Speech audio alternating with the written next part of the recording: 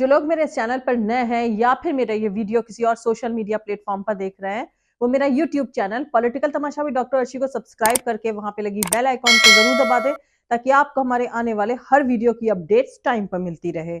और दोस्तों, अगर आपको हमारे वीडियोस इंफॉर्मेटिव लगते हैं, अगर आपको हमारे वीडियोस पसंद आते हैं, तो आप अपने इस चैनल को सपोर्ट कर सकते हैं इसके पेट्रॉन बन करके। और पेट्रॉन का लिंक मैंने इसी वीडियो के डिस्क्रिप्शन में डाल दिया है, जिस पर क्लिक करके आप पेट्रॉन बन सकते हैं। और एक और तरीके से आप अपने इस चैनल को सपोर्ट कर सकते हैं, वो है इसकी मेंबरशिप लेकर के। और मेंबर बनने का लिंक भी इसी वीडियो के डिस्क्रिप्शन में डाल दिया गया है, जिस पर क्लिक करके आप डायरेक्टली अपने इस चैनल के मेंबर बन सकते हैं। तो चलिए आज के सियासी तमाशे के सफर को शुरू करते हैं।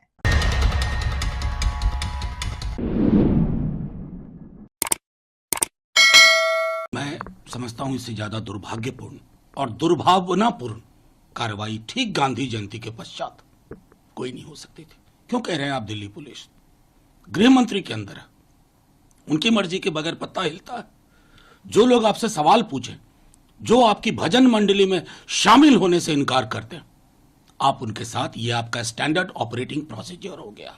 एक फासिस्ट स्टेट की जितनी उसके अवयव होते हैं, सब आप में विद्यमान है। क्या नजीर पेश कर रहे हैं आप?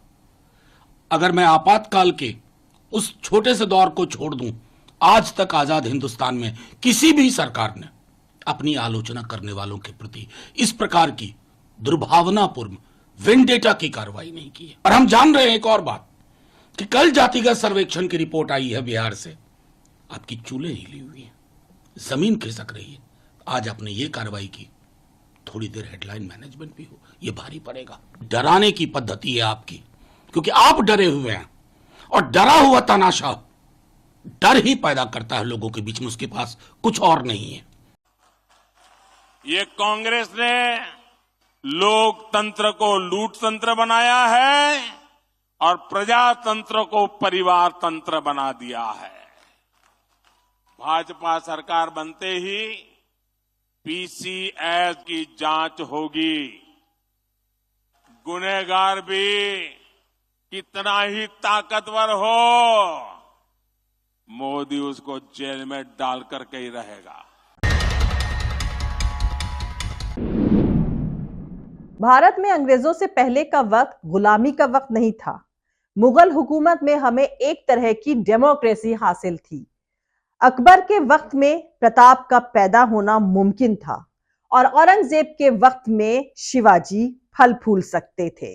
लेकिन 150 साल के ब्रिटिश राज ने क्या एक भी प्रताप और शिवाजी को पैदा होने दिया है? कुछ फेडरल देशी राजा जरूर है, पर सब के सब अंग्रेज कारिंदों के सामने घुटने टेकते हैं और अपनी गुलामी कबूल करते हैं। ये बयान 24 मार्च 1921 को ऑर्गेनाइज करे गए एक प्रोग्राम में महात्मा गांधी ने दिया था। लेकिन औरंगजेब के बारे में जो सबसे अनोखी बात महात्मा गांधी ने कही थी, वो कही थी उड़ीसा के कटक के एक पब्लिक सभा में, जिसमें खास तौर पर वकील और स्टूडेंट्स ने हिस्सा लिया था। इसमें गांधी ने इशारा किया था कि अंग्रेजों की हुकूमत के दौरान भारतीय दिमागी तौर से गुलाम हो गए और उनका करेज और क्रिएटिविटी दोनों ही जाती रही, जबकि मुगलों के हुकूमत के दौरान भारतीयों की इंडिपेंडेंट कॉन्शियसनेस यानी समझ बूझ और कल्चरल फ्रीडम पर कभी आंच नहीं आई। आजकल जब नए भारत में ऑपोजिशन पार्टीज और मुल्क के मुसलमानों को टारगेट करने के लिए औरंगजेब का हवाला दिया जाता है, तो औरंगजेब के बारे में गांधी की ये तमाम ख्याल याद आ जाते हैं। सादगी और हार्ड वर्क के सिंबल, वो औरंगजेब जिनके राज में कभी दंगे नहीं हुए, और औरंगजेब की सादगी के बरक्स नए भारत के नेताओं की सज धज चीथड़ों में लिपटे भारत के फटे हाल गरीबों को मुंह चिढ़ाती नजर आती है। नए भारत के हुक्मरानों के दरबार में बीरबल जैसा कोई मुंहफट दरबारी हो ही नहीं सकता है, जो सच बोलने में जरा भी घबराता ना हो। दोस्तों, औरंगजेब के बारे में जो सबसे बड़ी बात महात्मा गांधी को खींचती थी, वो थी औरंगजेब की सादगी और हार्ड वर्क। 21 जुलाई 1920 को यंग इंडिया में लिखे अपने फेमस आर्टिकल चरखे का संगीत में गांधी ने कहा था कि पंडित मालवीय जी ने कहा है कि जब तक भारत की रानी महारानियां सूत नहीं काटने लगती, और राजे महाराजे करघों पर बैठकर राष्ट्र के लिए कपड़े नहीं बुनने लगते, तब तक उन्हें सेटिस्फैक्शन नहीं मिलेगा। उन सब के सामने औरंगजेब का एग्जाम्पल मौजूद है, जो अपनी टोपियां खुद ही बनाते थे। दोस्तों, इसी तरह 20 अक्टूबर 1921 को गुजराती मैगजीन नवजीवन में उन्होंने लिखा था कि जो दौलतमंद हो वो मेहनत ना करे। ऐसा ख्याल तो हमारे मन में आना ही नहीं चाहिए। इस ख्याल से हम आलसी और छोटे हो गए हैं। औरंगजेब को काम करने की कोई जरूरत नहीं थी, फिर भी वो टोपी सीते थे। हम तो गरीब हो चुके हैं, इसीलिए मेहनत मजदूरी करना हमारा दोहरा फर्ज है। ठीक यही बात महात्मा गांधी ने 10 नवंबर 1921 के यंग इंडिया में भी लिखी है। दूसरों को मारने का धंधा करके पेट पालने के बजाय चरखा चलाकर पेट भरना हर हालात में ज्यादा मर्दानगी का काम है। औरंगजेब टोपियां सीता था, क्या वो कम बहादुर था? दोस्तों, 1 नवंबर 1931 की सुबह थी। लंदन में हल्की ठंड पड़ने लगी थी। कैम्ब्रिज यूनिवर्सिटी के पेम्ब्रोक कॉलेज में एकदम सुबह से ही भीड़ जुटने लगी थी। यहाँ महात्मा गांधी बोलने आने वाले थे। गांधी को यहाँ सुनने आने वाले मेन लोगों में British historian James Ellis Barker, British political scientist और philosopher Goldsworthy Lowes Dickinson, famous Scottish theologian doctor John Murray और ब्रिटिश राइटर एवलिन रेंच इत्यादि शामिल थे। गांधी के सहयोगी महादेव देसाई के मुताबिक गांधी की ये बातचीत अपने तय वक्त से कई घंटे ज्यादा वक्त तक चली थी। इस बैठक में गांधी ने खुलकर बोला था। बोलते बोलते एक जगह पर उन्होंने कहा कि मैं ये जानता हूं कि हर ईमानदार अंग्रेज भारत को आजाद देखना चाहता है, लेकिन उनका ऐसा मानना क्या अफसोस की बात नहीं है कि ब्रिटिश सेना के वहां से हटते ही दूसरे देश उस पर टूट पड़ेंगे और देश के अंदर आपस में भी भारी मारकाट मच जाएगी। आपके बिना हमारा क्या होगा, इसकी इतनी ज्यादा फिक्र आप लोगों को क्यों हो रही है?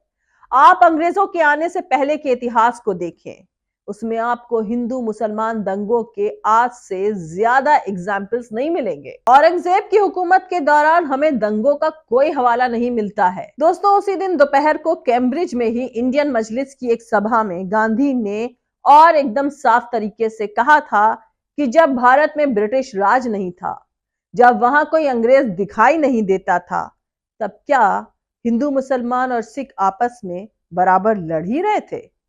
हिंदू और मुसलमान इतिहासकारों के तरफ से दिए गए डिटेल्ड और तस्दीक के साथ दिए गए डिस्क्रिप्शंस के बेस पर हम कह सकते हैं कि तब यानी मुगलों के वक्त में हम कंपैरेटिवली ज्यादा पीसफुली रह रहे थे और गांव में रहने वाले हिंदुओं और मुसलमानों में तो आज भी कोई झगड़ा नहीं है। उन दिनों तो उनके बीच झगड़े का नामो निशान तक नहीं था।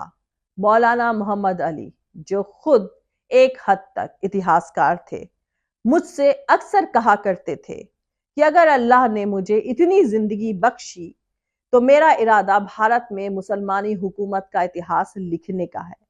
उसमें दस्तावेजी सबूतों के साथ ये दिखा दूंगा कि अंग्रेजों ने गलती करी है। औरंगजेब उतना बुरा नहीं था जितना बुरा अंग्रेज इतिहासकारों ने दिखाया है।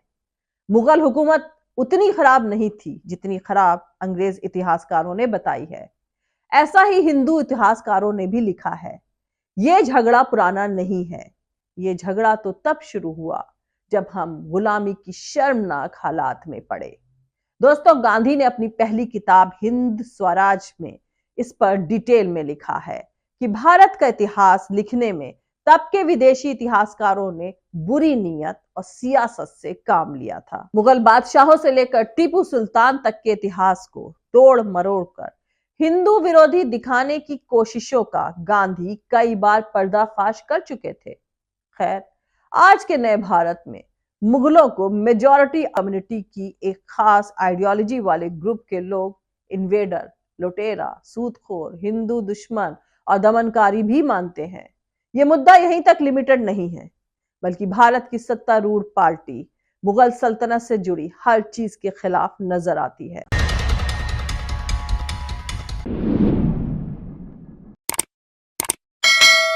मिलते हैं अगले वीडियो में किसी दूसरे नए सियासी तमाशे के साथ। जय हिंद, सत्यमेव जयते, अल्लाह हाफिज। दोस्तों, हमारा पूरा वीडियो और दूसरे और वीडियोस देखने के लिए हमारा YouTube channel political Tamasha with doctor Arshi को सब्सक्राइब करके वहां पे लगी बेल आइकॉन को जरूर दबा दें, ताकि आपको हमारे आने वाले हर वीडियो की अपडेट्स टाइम पर मिलती रहे। और दोस्तों, अगर आपको हमारे वीडियोस इंफॉर्मेटिव लगते हैं, अगर आपको हमारा काम पसंद आता है, तो आप अपने इस चैनल को सपोर्ट कर सकते हैं इसके पेट्रॉन बन करके। और पेट्रॉन बनने का लिंक मैंने इसी वीडियो के डिस्क्रिप्शन में डाल दिया है, जिस पर क्लिक करके आप डायरेक्टली पेट्रॉन बन सकते हैं। और एक और तरीके से आप अपने इस चैनल को सपोर्ट कर सकते हैं, वो है इसकी मेंबरशिप लेकर के। और मेंबर बनने का लिंक भी इसी वीडियो के डिस्क्रिप्शन में दिया गया है, जिस पर क्लिक करके आप मेंबर बन सकते हैं। और आप हमें फॉलो भी कर सकते हैं हमारे ट्विटर, इंस्टाग्राम और फेसबुक पेज पर। मेरा ट्विटर हैंडल है @अर्शी अजीज खान। Thank you. मिलते हैं अगले वीडियो में।